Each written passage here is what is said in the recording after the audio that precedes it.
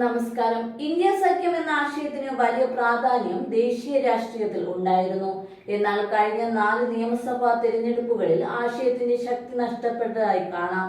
ഈ സാഹചര്യത്തിൽ ഇന്ത്യ സഖ്യത്തിലെ കക്ഷികൾ പരസ്പരം മത്സരിക്കുന്ന സാഹചര്യം പരമാവധി കുറയ്ക്കണമെന്ന് CPM general secretary MA baby അഭിപ്രായപ്പെട്ടു. ലോക്സഭയിലേക്ക് 100 സീറ്റിലെങ്കിലും ഒരുമിച്ച് മത്സരിക്കണം.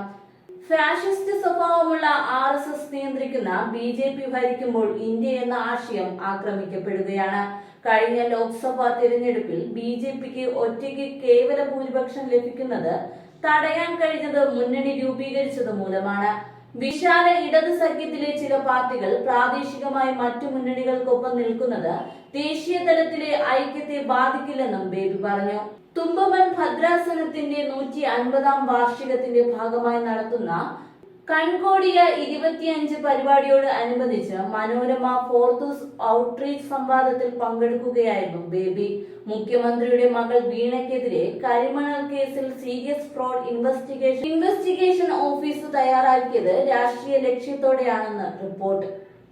അടുത്ത നിയമസഭാ തെരഞ്ഞെടുപ്പിലും മുഖ്യമന്ത്രി പിണറായി വിജയൻ തന്നെ ഇടതുപക്ഷത്തെ നയിക്കും.